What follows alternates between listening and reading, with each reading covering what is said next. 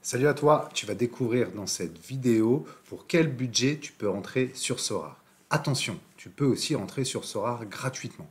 Mais comme des nouveautés vont bientôt arriver et être annoncées par Sorare au mois de septembre, je me suis consacré uniquement à ceux qui veulent rentrer directement dans le bain, c'est-à-dire en jouant les divisions avec 4-5 cartes.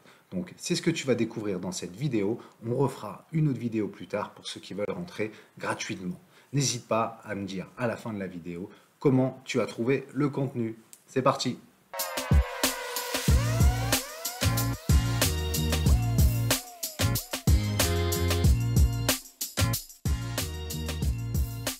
Salut à toi, on se retrouve pour ce tuto numéro 2.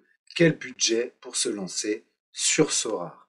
On va voir une première chose qui est les types de cartes sur Sorare. Il y a 4 types de cartes.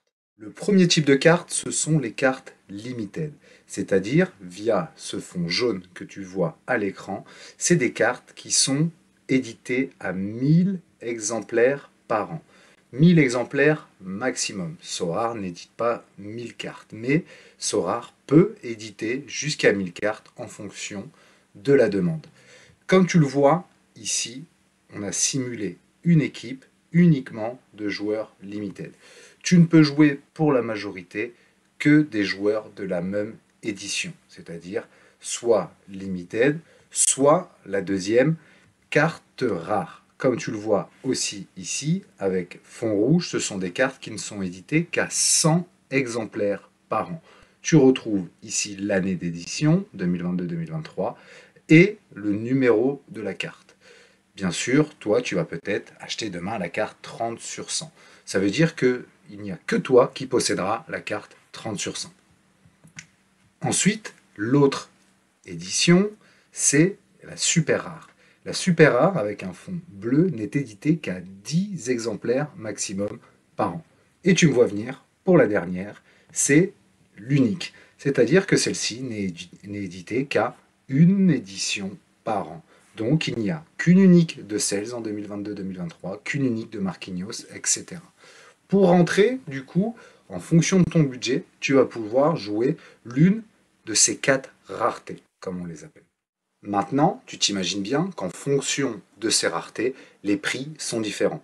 Évidemment, plus une carte est éditée, plus son prix est bas. Si tu as 1000 Marquinhos, par exemple, il est normal que son prix soit plus bas qu'une carte où tu n'as que 100 Marquinhos. C'est ce qui fait aussi le charme de Sorare, c'est qu'en fonction des budgets, tu vas pouvoir jouer à ton niveau d'investissement.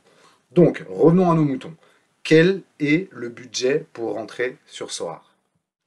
Pour résumer, si tu veux jouer à Sorare, tu peux rentrer avec un budget entre 100 et 150 euros minimum.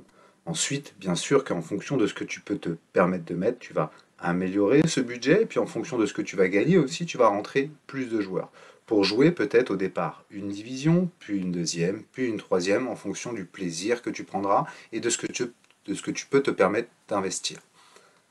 Hyper important, ça c'est pour les limited, c'est-à-dire les cartes qui sont éditées à 1000 exemplaires par an. Par contre, si tu veux rentrer tout de suite en rare, c'est-à-dire avec un budget un peu plus élevé, mais du coup potentiellement aussi des récompenses un peu plus élevées, il te faudra au minimum 1000-1500 euros pour commencer à jouer en rare. Donc, pour résumer, jouer à Sorare, c'est pour tous les budgets. Tout comme tu peux mettre certainement dans les paris sportifs, etc.